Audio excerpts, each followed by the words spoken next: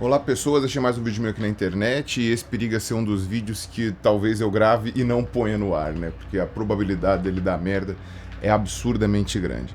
Mas eu preciso falar sobre algumas coisas, ou pelo menos eu gostaria de falar sobre algumas coisas que eu acho que seria interessante de falar. Gatinho, por que você tá enchendo meu saco, gatinho? O que você quer? Não, gatinho, não, não. Fica atrapalhando aqui. Bom assunto sério, o gato atrapalhando, enchendo o saco. Bom, aconteceu toda essa polêmica aí com relação aos tweets do Cossielo, né, que foram tweets racistas. Não adianta as pessoas ficarem argumentando que ele estava falando sobre a velocidade do cara, do jogador, etc. Porque aquela piada é racista, ponto. E o próprio Cossielo admitiu depois. Então, não adianta ficar insistindo que era só por causa da velocidade, que o racismo está em quem enxergou aquilo ali. Na verdade, o racismo está em quem fez e quem enxergou reconhece o racismo, não gera o racismo. O racismo, no caso, ele é interno, né, a quem faz a piada, sem, mesmo às vezes até inconscientemente, e quem já sofreu racismo percebe isso, né, então não é que ele está gerando racismo, ele está só identificando racismo quando está vendo essa piada com a corrida aí. Tá, se vocês não estão sabendo dessa história, eu vou deixar o link aqui embaixo para quem quiser ficar por dentro. E o meu vídeo vai ser um pouco diferente do que talvez vocês estejam imaginando, porque eu vou falar mais de mim do que das outras pessoas. Não vou ficar falando muito do Cossielo, e nem do William Bach, e nem daquela mulher lá, aquela Dai McCarthy, acho, sei lá, que é uma mulher lá dos Estados Unidos que fica fazendo um discurso racista e tal. Vou falar muito pouco dessas pessoas. Eu sou considerado branco socialmente aqui no Brasil. Algumas pessoas, foram poucas, tá? Algumas pessoas já vieram falar que eu era negro. Enfim, quando eu tava no colégio, teve acho que umas 2 pessoas que falaram que eu era negro, tá? Porque eu tenho o lábio mais grosso, porque o meu cabelo é crespo. Uma ou outra pessoa que eu já encontrei que tivesse uma ascendência muito europeia. Uma outra pessoa aqui do canal. É uma amostragem muito pequena que eu considero, para me considerar negro. Quando eu nasci, me consideraram branco, lá no registro de cartório. Quando eu fui me alistar no exército, as pessoas me consideraram branco. Quando eu fui tirar o passaporte, as pessoas me consideraram branco. E não fui eu que fiz essa autoidentificação, as pessoas me identificaram dessa forma. Os negros no Brasil nunca me consideraram negro, não conheço nenhum negro que tenha dito pra mim que eu era negro. Então, a meu ver, esses são os traços que fazem com que eu não me considere negro, porque a sociedade não me disse que eu sou negro, a sociedade ela não me identifica como negro. O simples fato dessa dúvida ter se gerado e de algumas pessoas eventualmente dizerem que eu sou negro, ou terem ditas que eu era negro em alguns momentos da minha vida, já demonstra que branco não é bem o que eu sou. Obviamente, já fiz meu sequenciamento genético, pelo menos para ancestralidade comum, e eu tenho aí, 90% de genética europeia. Essa genética europeia é principalmente ibérica e também italiana, com um pouquinho de inglês, que eu não tenho a menor ideia de onde vem, e tem, obviamente, 1%, 1,5% de árabe, que vem lá também do norte da África, né? Então não é árabe, é berbere que eles chamam, né? É Oriente Médio e norte da África, né? Que são etnias diferentes. E tenho aí, uns 8%, não, um pouco menos, talvez 6% de genética africana subsaariana e um pouquinho de indígena brasileiro também. Como você vê aí, eu sou essa salada étnica como boa parte dos brasileiros é. Enfim, isso acaba gerando algumas discussões porque chega num determinado momento que depende dos traços que você tem para as pessoas te considerarem negro ou não. Tá? Então, um exemplo que eu posso dizer, né, que eu costumo citar com frequência, né, desculpa a iluminação aí, tá, gente, tá meio esquisito aqui, mas foi o melhor que eu pude fazer agora para de manhã. Tem uma amiga minha, a Jéssica, né, um beijo, Jéssica, faz muito tempo que eu não a vejo, que começou depois de um tempo a fazer militância negra. Ela tá naquele limiar de que quando ela alisa o cabelo, as pessoas começam a dizer, não, você não é negra, não, imagina, não sei o quê. E quando ela deixa o cabelo ao natural, as pessoas falam, nossa, você ficou preta, que coisa, né? Mais ou menos o que aconteceu com o Neymar, né, também. E é interessante porque uma vez a gente estava conversando, ela estava mostrando o livrinho dela sobre a questão de cabelo, tal, etc, que ela tinha escrito, né, para crianças, para incentivar as pessoas negras a terem um pouco mais de autoestima. E eu lembro que a gente chegou e fez a comparação, eu estiquei meu braço do lado do dela e a gente tem a mesma cor, essencialmente a mesma cor. Se colocar um do lado do outro assim, a gente não diria a diferença de quem que é. Até porque eu também não tenho muito pelo no braço, então foi até mais parecido. E o interessante é que eu sou 99,9% das vezes considerado branco e ela, com o cabelo natural, o meu cabelo é natural, é assim mesmo, né? Foi considerada 99% das vezes negra. A diferença não foi a cor da pele, a diferença foram traços faciais, aspectos secundários, digamos assim, né, a parte da melanina, que fizeram com que ela fosse identificada como negra e eu fosse identificado como branco socialmente. Justamente por causa de toda essa miscigenação que o brasileiro passou, né? Então a gente tem ali aqueles tons do meio, né? Aquele meio termo, da qual me incluo, né? Que acaba gerando esse tipo de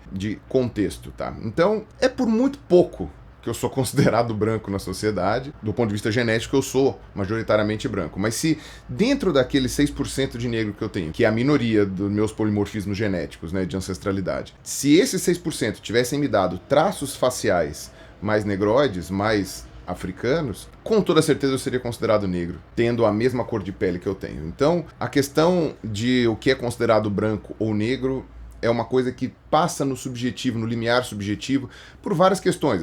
Isso transita pela forma como nós somos colonizados, né? Então, os europeus da Península Ibérica, né, tanto portugueses quanto espanhóis, enxergavam a miscigenação como uma coisa que ajudava no controle. Sei lá, era melhor você se miscigenar com um índio, porque aquele filho ia se identificar mais como espanhol do que como indígena e poderia ajudar, inclusive, por exemplo, na dominação das aldeias indígenas. Com os negros, algumas coisas parecidas também aconteceram. Era uma pegada totalmente diferente do pessoal do norte da Europa, que colonizou países como Austrália, Estados Unidos, etc., em que outras etnias eram imisturáveis, né? E quando aconteceu, e a gente sabe que aconteceu, isso era considerado uma heresia, uma blasfêmia, etc. Tanto é que teve aquela célebre história, né, daquele supremacista branco lá dos Estados Unidos, que o pessoal fez o teste de ancestralidade, o mesmo que eu fiz, fizeram o teste de ancestralidade no cara e descobriram que o cara tinha, sei lá, 30%, 40% de polimorfismo negro, né? Até que a apresentadora do programa era negra. Ela chegou e falou assim, hey bro, né? Tipo, que pra eles lá é uma maneira de identificação mais em ebonics, que eles chamam, né? Que é o dialeto, que já é considerado um dialeto do ponto de vista linguístico mesmo, né? Que os negros falam nos Estados Unidos. Exatamente como houve, né, essa segregação muito forte nos Estados Unidos, né, em que brancos e negros não podiam se misturar, você chegou a formar até um idioma, entre aspas, que é, na verdade não é nem entre aspas, né, é como se fosse um idioma mesmo entre os negros, né, que é uma coisa muito louca, porque, por exemplo, aqui no Brasil, no Rio de Janeiro, os negros e os brancos vão falar com sotaque carioca. Se você for pro Rio Grande do Sul, os negros e os brancos vão falar com sotaque do Rio Grande do Sul. Para São Paulo, para Manaus, para Salvador e etc, né, todo mundo vai falar com seu sotaque regional. Sendo que nos Estados Unidos, os negros geralmente falam como negros, independente de onde eles venham, da Louisiana, do Texas, de Nova York, do Oregon, sei lá. Tipo, todos os negros meio que falam do mesmo jeito, obviamente com algumas pequenas variações, enquanto os brancos, sim, têm sotaques diferentes, né? No Texas, masca chiclete, na Califórnia, sei lá, fala de outro jeito, enfim. Essa segregação lá nos Estados Unidos foi muito mais forte do que aqui e justamente por isso acabou gerando essas características. Aqui no Brasil, você teve essa mistura muito mais intensa, e aí aconteceu aquilo que eu acho que é o principal foco dessa discussão agora envolvendo o Cossielo. Durante, os 400 anos aí, desde que começou o tráfico negreiro aqui para o Brasil, né, você teve um conceito físico que separava o serviçal daquele que era o senhor.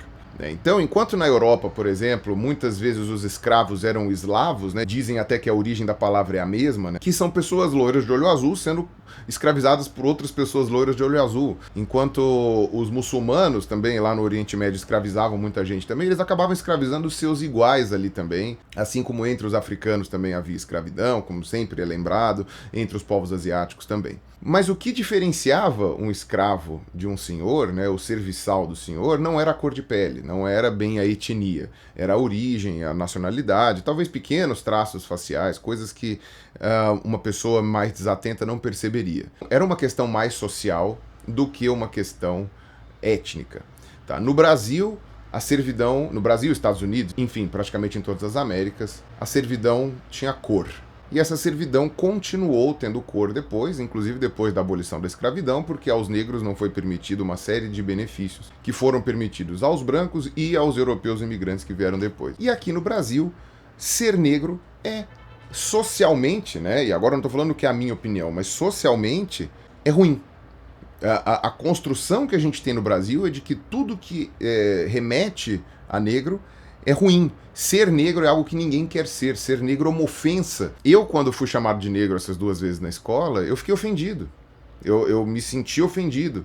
E eu lembro mais de uma vez que quando a gente tinha alguns amigos um pouco mais escuros, né, um pouco mais morenos, né, algumas pessoas chamavam eles de negros e o resto que era amigo dele ficava, não, veja bem, não, ele não é negro, não, ele é um cara moreno, ele tomou sol, não, mas não sei o que, não chega a ser negro. Porque ser negro era a pior coisa que uma pessoa poderia ser, além de ser gay, né? Acontecia o mesmo tipo de contemporização quando a pessoa era gay, né? Tipo, pô, fulaninho da pinta. Não, imagina, mas não é gay, isso é maledicência, né? Falar que é gay era maledicência, né? Ainda é em 90% da população brasileira, mas, enfim, eu já vou discutir sobre isso. E aí negro ficavam aquelas pessoas que inescapavelmente tinham a pele tão escura e os traços faciais tão evidentes que impediam qualquer interpretação. E isso é uma coisa que acomete o Brasil em estágios diferentes dependendo do lugar, né? Então, por exemplo, em Salvador, uma pessoa um pouco mais branca, ela é considerada branca, né, pelo menos até onde eu sei, e essa mesma pessoa, se for para outros lugares, talvez ela não seja tão branca assim, talvez algumas pessoas não a considerem branca. Em compensação, em Curitiba, por exemplo, uma pessoa um pouquinho mais escura já é considerada parda, negra ou algum desses matizes e não é branca. Aqui no Brasil você tem essa coisa, né, de querer negar tudo que seja mais africano, digamos assim, porque isso seria algo negativo. Mesmo que você tenha traços africanos, mesmo que você tenha ancestrais próximos africanos, e isso faça de você uma pessoa que nos Estados Unidos, por exemplo, já seria considerada negra. Por exemplo, as pessoas ficaram muito chocadas quando no primeiro entrevista com o Neymar, quando ele jogava no Santos ainda, a entrevistadora perguntou se ele já tinha sofrido racismo, e ele falou que não, porque ele não era negro. E o Neymar não se considerava negro. E aí várias pessoas acharam isso um absurdo, e quando ele foi jogar lá fora, ele percebeu que a realidade do mundo lá fora é diferente da daqui, né? Porque dentro da realidade lá da Baixada Santista, onde o Neymar vivia, ele era branco porque ele era mais claro do que as outras pessoas, tá? Negro era o Robinho. Neymar era branco. E ainda mais porque ele tá naquele limiar que se ele alisar o cabelo, fizer algumas mudanças, ele passa por branco dentro da nossa sociedade, tá? Agora, os europeus que estão menos acostumados com esse tipo de miscigenação, não são enganados, digamos assim, vai por esse tipo de coisa. Tá? Tanto é que o Daniel Alves, que a meu ver é muito mais branco do que o Neymar, tá? Ele tem a pele mais clara, ele tem olho verde e tal, já sofreu racismo logo de cara lá na Europa, né, com aquele lance da banana, do somos todos macacos e tal, que eu até gravei vídeo também na época. E as pessoas ficaram indignadas com a maneira como o Neymar se enxergava, né? Sendo que, a meu ver, você não tem que ficar indignado com o Neymar. O Neymar estava sendo inocente ali, na verdade, porque ele se enxergava como branco porque foi assim que ele foi criado. Foi a maneira como ele conviveu com as pessoas lá na Baixada Santista, onde ele cresceu. E eu acho que as pessoas têm que ficar indignadas com o pensamento que fez o Neymar achar que é branco e que isto era uma coisa boa em detrimento de ser negro. Esse é o pensamento complicado, esse é o pensamento perigoso, da qual o Neymar é mais uma vítima. E agora ele já percebeu essa realidade com toda certeza, jogando esse tempo todo aí na Europa, onde a divisão entre etnias não é tão nebulosa assim quanto aqui no Brasil, né? É uma coisa muito mais determinística, né? E isso, a meu ver, é uma coisa bastante óbvia, tá? Para qualquer pessoa que tenha um pouquinho mais de observação da sociedade. E ao mesmo tempo que as pessoas aqui no Brasil, como o Neymar, se enxergam como brancos, pessoas como aquela mulher que casou com o príncipe Philip lá da Inglaterra lá, se enxergam como negras. Inclusive, ela aparentemente era uma moça que fazia sitcom, né? Fazia aquelas séries nos Estados Unidos, eu não sei porque eu não acompanho, e sempre tinha um ator negro que interpretava o pai dela e ninguém questionava, né? E aqui no Brasil, aquela moça, né, a atual princesa lá, ela seria considerada branca em qualquer aspecto da sociedade brasileira. Mas não é o suficiente lá nos Estados Unidos, que tem aquela lógica da gota de sangue e tal, não sei o que aí é um outro tipo de realidade. Então, mesmo que você nasça branco nos Estados Unidos, se você tiver um pai ou uma mãe negro, meio que você é negro também, você está incluso dentro da sociedade como negro, a menos que ninguém pergunte a sua ancestralidade, né? Então aí, se ninguém perguntar, você pode passar por branco ou passar por negro. Acho que a Mariah Carey comentava sobre isso, né? Que às vezes ela passava por branca, às vezes ela passava por negra, dependendo de qual pai estava acompanhando ela. Então não é pra gente ficar indignado também, por exemplo, quando as pessoas chamam a princesa lá de negra, sendo que pra nós ela não é.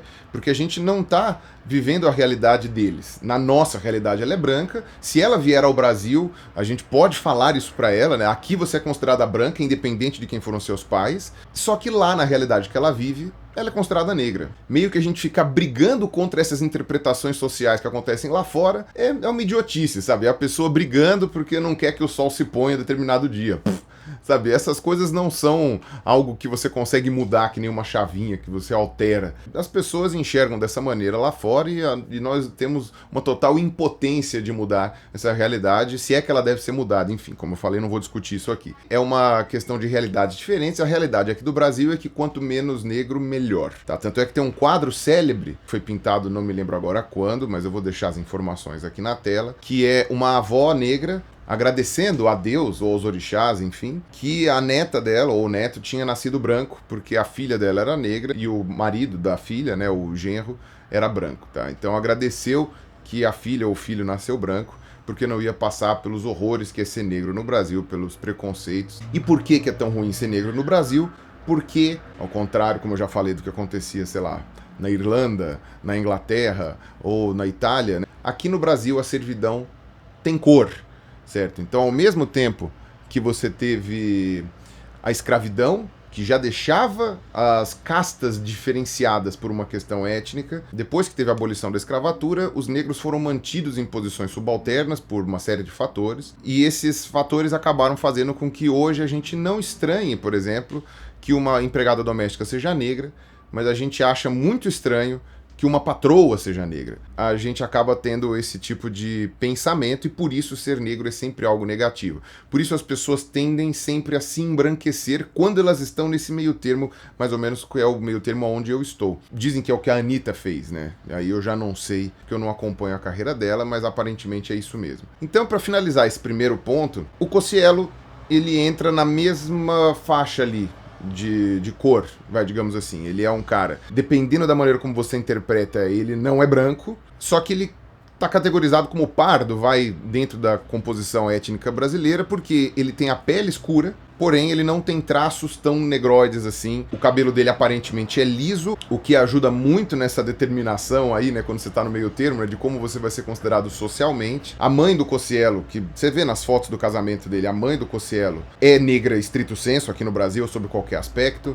Eu vi ele zoando no Instagram que eu acho que foi, não sei se foi o Maurício Meirelles ou se foi o Muca Muriçoca, que chamou a avó dele de Nelson Mandela, porque a avó do Cossielo é negra. Eu acho que tem vídeo dele com a avó também. Então o Cossielo, se ao invés de ter feito frases racistas, tivesse, sei lá, tomado um tiro da polícia, com toda certeza ele seria negro. E o pessoal estaria fazendo discurso sobre como a polícia interpreta as pessoas por cor e sobre as estatísticas que mostram que os negros e pardos são os mais vítimas da violência e etc. E é uma reclamação justa, na verdade. Não estou dizendo que essa reclamação não possui respaldo, tá? Eu não estou criticando as pessoas que falam isso. Eu só estou dizendo que dependendo do que tivesse acontecido com o Cossielo, a etnia dele permitiria que ele fosse enquadrado nos dois discursos, o que torna mais grave ainda a colocação dele nos tweets que ele fez, tá? Que eu já vou abordar mais pro final do vídeo. O vídeo vai ficar comprido mesmo, vocês me conhecem. Quem quiser ver, veja até o final. Então, beleza. Então, encerrando esse assunto da cor do Cossielo, né? O Cossielo é branco dentro da determinação brasileira. Eu vi ele se colocando como branco em um dos tweets e depois ele falando que por ser meio preto, meio moreno, meio branco, ele poderia fazer piadas de negros. Também ele é o negro de Schrödinger, né? O próprio Cossielo se considera o negro de Schrödinger, né? Ele tá e não tá, né? Pode ou não pode ser negro, assim como provavelmente, dependendo da polêmica que envolvesse o Cossielo, ele acabaria sendo enquadrado nesse ou naquele lado, né? Dentro do contexto que aconteceu agora, que foram tweets racistas, ele está sendo considerado branco, tá? Então, nessa caixa de Schrödinger aí, agora o Cossielo é branco. Então, essa é uma primeira discussão a ser feita que, pra mim, é uma questão muito grave na sociedade, tá? Pra mim é muito grave esse tipo de coisa de você ter que achar que ser negro é sempre ruim. E isso é uma coisa muito interessante que vai desdobrar pro segundo assunto que eu quero tratar, que é que você não precisa ser negro socialmente falando pra sofrer racismo no Brasil. Racismo contra negros, tá? Então, isso é uma coisa muito interessante que eu já observei em vários aspectos na nossa sociedade, que obviamente eu já sofri, mas eu vou falar da minha mãe primeiro, tá? A minha mãe tem um cabelo parecido com o meu, e até mais grosso que o meu, tá? O meu cabelo é bastante fininho. A minha mãe sofreu muito no colégio. Naquela época você só tinha colégios de menina e de menino, né? Não tinha colégio misto ainda. A minha mãe tinha duas irmãs com cabelo liso, por causa também dessas variáveis genéticas aí da nossa família. Então, ainda que elas sejam muito parecidas de rosto, na verdade, se você pegar só a foto do rosto das três irmãs, elas são muito iguais. Quando você pega o cabelo, isso fazia com que a minha mãe fosse motivo de chacota, com que dissessem que a minha mãe tinha sido adotada, com que fizesse com que a minha mãe tivesse um trauma horroroso do cabelo dela. Até hoje, a véia tem trauma com o cabelo dela. Então, eu lembro que, pra mim, foi uma coisa muito marcante, né? Quando ela ficou internada, na verdade ela ficou internada mais de uma vez, né, mas da segunda vez foi mais grave, que ela ficou um mês na UTI, e aí ela não podia tratar do cabelo, né, e aí depois ela ficou no quarto do hospital por mais um mês, tal, não sei o que, foi um período muito tenso. Quando ela saiu do hospital, você acha que a primeira coisa que ela foi fazer foi falar com os parentes? A primeira coisa que ela foi fazer foi, sei lá, comer uma pizza no restaurante, ver se as coisas estavam tudo em ordem, descansar um pouco na casa dela? Não. A primeira coisa que ela fez foi alisar o cabelo. Tipo, aquilo pra mim foi muito emblemático, porque o trauma que ela tem com o cabelo dela é tão forte que alisar o cabelo era prioridade. Ela não queria olhar no espelho e se ver com o cabelo todo encaracolado, que faziam ela lembrar de todo o preconceito que ela sofreu quando ela era criança. Isso foi obviamente passado pra mim, então eu também não gostava de ter cabelo crespo, eu sempre deixei o cabelo batidinho a minha vida inteira, bem cortadinho. Obviamente que o meu cabelo ele foi encrespando com o tempo, quando eu nasci eu tinha cabelo liso, aí meu cabelo foi encrespando. Quando eu cheguei na adolescência ele ficou muito crespo, ele ficou mais crespo até do que ele é hoje. Como não existia, era uma coisa inexistente, produtos de beleza, digamos assim, shampoos, condicionadores e tal, para cabelo crespo, para cabelo encaracolado, a única alternativa que eu tinha era cortar o cabelo, sabe? A saída Ronaldinho, né? Tipo, raspa o cabelo porque não tem jeito, não tem outra coisa para você fazer. E eu também tinha horror ao meu cabelo, eu também achava que o meu cabelo era uma coisa muito feia, várias pessoas diziam que o meu cabelo era feio, eu já cheguei a ouvir, inclusive de meninas que eu tava afim, tipo, ah, não, você não é feio, eu até ficaria com você, mas esse teu cabelinho aí, ó, sinto muito. Fora as piadinhas das pessoas, né, dos amigos meus, que são amigos mesmo do coração, eu não tenho nenhuma mágoa deles, não tenho nenhuma raiva deles, não desgosto deles, mas não dá pra você passar o pano dizendo que as brincadeiras não são racistas, né, das pessoas dizendo que eu tinha arame farpado na cabeça, falando que era bombril, que eu tinha pelo de saco na cabeça, enfim, todas essas piadas que qualquer pessoa aí que tem cabelo crespo, seja branca ou negra, já passou com toda certeza na sua vida. Eu sempre considerava meu cabelo uma coisa negativa a meu respeito, eu sempre tentava deixar ele o mais curto possível, só que a vida inteira eu sempre quis ter cabelo comprido. Eu achava legal ter o cabelo esvoaçante, eu gostava de heavy metal, então eu queria ter o cabelo grande, e isso não era possível pra mim, porque meu cabelo virava um Black Power, literalmente, ele ficava bem grandão, assim, bem pra cima. Depois que apareceram os produtos de beleza, feitos pra cabelos cacheados, principalmente produtos de beleza que amenizam o volume dos cachos, ou seja, para fazer com que você fique menos negro, digamos assim, vai. Aí sim, finalmente, eu já tinha mais de 18 anos, eu consegui ter a oportunidade que eu tanto queria, que era deixar meu cabelo crescer. Você pode ver aí como tem um aspecto muito pesado, né, se você for olhar aí, de que eu só consegui deixar meu cabelo crescer quando eu conseguia fazer ele ficar com menos cara de cabelo de negro. Hoje, depois de velho, meu cabelo tá alisando de novo. Eu acho que é porque ele já tá comprido há tantos anos, né? Ele faz mais de 10 anos que eu não corto cabelo. Aqui em cima ele tá mais liso, né? Ele fica mais liso. Eu tenho até alguns cabelos lisos mesmo, né? A mistura genética é uma coisa extraordinária. Mas o meu cabelo, né? Principalmente aqui embaixo, ele era muito mais crespo do que ele é agora, né? Talvez por causa do tempo que ele já tá comprido, ou talvez porque eu esteja envelhecendo mesmo, né? E aí, como meu cabelo nasceu liso, depois encrespou, com o passar do tempo ele deve mudar também. Mas ele ainda assim forma esses cachos aqui que vocês estão vendo, que dão trabalho pra cuidar, não é uma coisa fácil, porque eu tenho que ficar sempre apresentável pra sociedade. Hoje, por exemplo, eu tô gravando com o cabelo um pouco mais armado, porque eu acordei agora há pouco, não tenho vergonha nenhuma de dizer isso, tô aqui escrevendo livro, fui dormir 2 da manhã. Eu não quis, né, digamos assim, amansar o meu cabelo. Vocês podem ver que na maioria dos meus vídeos eu tô amansando o meu cabelo, até porque eu sei que isso tem um aspecto de credibilidade que passa pras pessoas. Se eu tivesse o cabelo Black Power, se eu tivesse um cabelo todo pra cima, assim, ou uma coisa muito armada, as pessoas iam me chamar de mendigo, as pessoas iam dizer que eu era um cara todo desgrenhado, as pessoas iam me chamar, já me chamam de homem das cavernas, chamar de uma série de coisas, né, que tem uma conotação negativa, tem uma conotação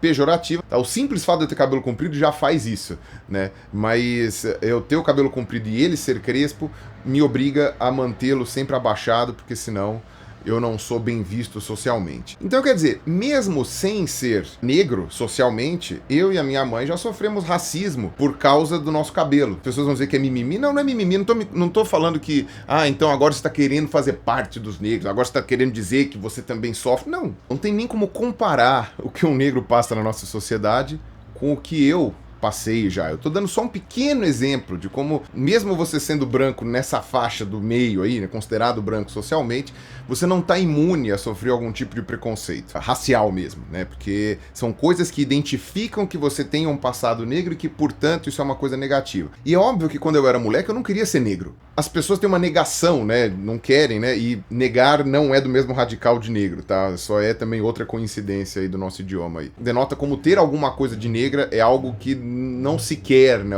E agora, chegando no Cossielo, a realidade onde ele viveu, o Cossielo é um menino que nasceu pobre, numa família humilde de Osasco, que é uma cidade que, pelo menos pro pessoal aqui que mora na Grande São Paulo, sabe que ela nunca é lembrada com termos elogiosos, tá? Osasco não é uma cidade legal, não é uma cidade considerada bonita, ainda que agora ela tenha passado por várias reformas, e o Cossielo não viveu, provavelmente, numa vizinhança muito rica, tal. Eu conheço o Cossielo, mas eu nunca conversei com ele sobre esse tipo de detalhe, e provavelmente na sociedade em que ele foi criado, a avó dele era negra, a mãe dele era negra, mas ele é branco, do mesmo jeito que o Neymar é branco. Então, para se autoafirmar como parte da sociedade que é boa, porque a parte que não é negra, ele provavelmente se sentia até favorecido, era até um privilégio para ele poder estar nas rodinhas em que as pessoas faziam piadas racistas e ele não era excluído. E o Cossielo provavelmente fazia parte desse meio. Óbvio, agora eu tô chutando, tá? Como eu falei, eu não conversei com o Cossielo sobre isso. Então eu acabo enxergando os comentários racistas do Cossielo como mais um sintoma dessa realidade da qual o Cossielo fez parte, de que ser negro é sempre ruim. Eu acho que essa é a maior discussão que deve ser feita. O Cossielo está sendo agora linchado virtualmente, tá? Que é o que está acontecendo com todo mundo que faz algum tipo de comportamento inadequado. Tá perdendo o patrocínio das marcas e etc. Tal. As pessoas conseguirem fazer as marcas mudarem de posição e conseguirem gerar esse tipo de movimentação na internet já é um sucesso. Isso vai refletir na maioria da população que está alheia a todo esse debate e que vai acabar se posicionando de alguma forma. Eu acredito que é positivo, né? Tem que começar por algum lado esse tipo de questionamento que hoje não é mais aceitável. Tá? Já foi aceitável um dia, não quer dizer que em algum dia tenha sido certo, mas já foi aceitável e hoje não é mais. Tirando aquele pessoal que tem orgulho de ser escroto e acha que tem que ser escroto mesmo, e aí é caso perdido. Eu vi muitas pessoas se colocando em defesa do Cossielo porque ele é um cara de bom coração. Eu conheço o Cossielo pessoalmente, eu inclusive ano passado trombei demais com ele, tanto é que eu trombava com ele o tempo todo, até foi piada entre nós dois, né? Falar, putz, de novo você aqui, não aguento mais. Então eu sei que ele é um cara legal, eu sei que ele é um cara que tem bom coração, isso daí não tá em discussão, mas também não tá em discussão que o que ele falou foi racista. E eu acho triste, eu acho mais triste ainda, eu não sei se vocês conseguem perceber o quão triste é todo esse contexto, e eu espero que se o Cossielo vir esse vídeo, tá, que ele consiga refletir no quão triste é esse contexto. Eu espero que ele enxergue isso como uma bronca de tio, digamos assim, um cara que é muito mais velho do que ele e acompanha o trabalho dele há muitos anos aqui na internet, conhece ele já há muito tempo. Não tão proximamente quanto outros youtubers que estão aí defendendo ele, mas o triste de toda essa história é um cara que tem família negra, cuja realidade social na qual ele foi construído faz com que ele ache ok ou bonito fazer piadas racistas. Depois ainda tente justificar, dizendo que não, mas não foi racista, não, mas não sei das quantas, não, mas o quê? Quando na verdade foi, aí quando o pessoal começou a garimpar os tweets antigos dele, que são um de cada ano, ou seja, ele não mudou da forma de pensar, né? Não adianta falar que ele mudou, ele não sequer questionou a maneira como ele pensava, ele sequer chegou a se perguntar, porque não é possível que ninguém tenha dado um toque pra ele. Com toda certeza, eu conheço o pessoal que convive com o Cossielo, com toda certeza alguém chegou pra ele e falou, puta, Júlio, vai dar merda isso. Ele que provavelmente deve ter se eximido de fazer uma reflexão mais profunda e deve ter falado, vai dar merda nada, ou então acabava usando aquele negócio, minha mãe é negra, então não tem problema. E principalmente o triste nessa história é que a pessoa que fez isso, que tem família negra, que faz piadas racistas, é uma pessoa de bom coração. O fato dele ser uma pessoa de bom coração é um agravante nessa história, porque mostra que pessoas boas podem fazer coisas ruins dependendo da sociedade na qual elas são inseridas. Era aquela célebre discussão, né, de como que os carcereiros nazistas eram pessoas amáveis, bondosas, pacíficas e que conviviam bem nas suas sociedades e ficavam insensíveis ao sofrimento dos judeus e de outras minorias que o Adolf Hitler prendeu. Para mim, o Cossielo ter bom coração é uma coisa mais triste ainda. E eu posso atestar que ele é um bom sujeito, mas se fosse um escroto fazendo piada racista, a gente já não espera nada do escroto. A gente já sabe que o cara é um puta de um babaca. Agora, como é um cara legal e as pessoas estão observando esse comportamento constante, né, nos últimos 8 anos pelo menos, então isso torna a coisa mais sistêmica, isso torna a coisa mais enraizada, mais internalizada no brasileiro, e isso é uma coisa muito triste. Eu poderia ter deixado para fazer isso daqui no particular com o Júlio, eu tenho vias de acesso, de contato com ele, poderia ter conversado diretamente com o Júlio, mas eu acho que esse debate merecia ser colocado público, porque eu dei exemplos meus, né, como pessoa, eu dei exemplos de pessoas que eu já vi, que eu já convivi, e dei exemplo de como a sociedade se estrutura mesmo, que você consegue perceber, e tem até artigos e trabalhos escritos com relação a isso, tá? Na área de ciências sociais há décadas já. Então, não sou só eu que estou falando essas coisas, tá? Então eu achei que era um debate público que era importante, em nenhum momento estou querendo... E isso é a hora que o pessoal vai achar que eu estou passando pano, mas eu acho que depois de falar por 50 minutos sobre isso, as pessoas devem estar percebendo que eu não concordo em nada com a atitude do Cossielo, acho que ele tem sim que ser penalizado, acho que as marcas tirarem o patrocínio dele é o mínimo que a gente pode esperar, e o Cossielo com certeza sabe disso. Por ele ser um rapaz de bom coração, que eu posso atestar também, eu acredito que ele mereça essa bronca. E ele mereça o que está acontecendo. Só vou achar que é demais se daqui a 5 anos ele mudar e as pessoas continuarem massacrando ele por isso. Aí sim eu vou achar que é too much, tá? Porque não é endless price, não é punição eterna. Quem fala em punição eterna, pra mim, é religião. Mas ele precisa, sim, aprender e, infelizmente, vai aprender pela dor. Agora, como eu conheço ele pessoalmente, não é você que conhece, então você não tem obrigação nenhuma de ter simpatia pelo Júlio. Eu conheço ele, então eu espero que ele aprenda, tá? Se ele quiser vir falar comigo, esteja aberto pra falar. Eu não vou ter menos estima por ele só por causa disso. Eu só acho que essas são coisas que precisavam ser ditas. Eu acho que as pessoas estão se furtando de fazer esse debate. As pessoas estão muito preocupadas em queimar a bruxa, tá? E não estou dizendo que, no caso, a bruxa não deve ser queimada, tá? Mas só isso não vai resolver o problema. Eu acho que o problema é muito mais embaixo, eu acho que a discussão não está sendo feita. Inclusive, na hipocrisia de muita gente tacando flecha nele, sendo que faz a mesma coisa e, por sorte, ninguém descobriu, né? Apagou ali, ou então não chegou a colocar no Twitter, não chegou a colocar na internet e tal, mas eu conheço muita gente que faz a mesma coisa que o Cossielo e que tava aí tacando flecha nele. Então, é muito gostoso até, quando estão tacando pedra na bruxa, né? Quando estão queimando o Wicker Man lá, e não é você que tá lá queimando, né? Isso daí é o princípio, inclusive, dizem que a comédia surgiu assim, né? Quando você sabe que é a outra pessoa que tá se ferrando e não você, então você fica feliz. Mas a gente tem que lembrar que o problema maior não é o Júlio como ser humano. O problema maior é a realidade que fez essas coisas acontecerem, que, a meu ver, precisam ser discutidas. E desde a primeira pessoa que me chamou de negro e eu me senti ofendido, desde a primeira pessoa que veio sacanear o meu cabelo, desde a primeira vez que eu vi a minha mãe alisando o cabelo, eu acho que esse tipo de coisa tem que ser debatida. E obviamente que nos últimos anos que eu tenho tido acesso a mais pessoas com pensamento diferente do meu, isso tem se formado como mais urgente na minha cabeça. Beleza? Então eu espero que vocês tenham paciência para ouvir o podcast até aqui. Espero que vocês tenham entendido o meu ponto de vista. Vai ter o pessoal que vai falar que eu tô passando pano. Foda-se, literalmente foda-se. Desculpa estar falando palavrão aqui, mas é isso, tá? Porque eu acho que eu deixei muito claro que eu não tô passando pano para ninguém, mas ao mesmo tempo eu tô apontando, né, o que é que eu acho que é mais urgente de ser debatido. Estarei em Brasília no dia 7 e 8 agora de julho, tá? Vou deixar um merchan pro final aqui. A minha apresentação, A Ciência Só Está Certa Quando Concorda Comigo, ou um sujeito chamado Pirula, tá? Vai ser agora no sábado e no domingo dessa semana, então espero que vocês possam ir, se vocês moram em Brasília, aqui embaixo o link para compra dos ingressos, tá certo? Um abraço para vocês e falou!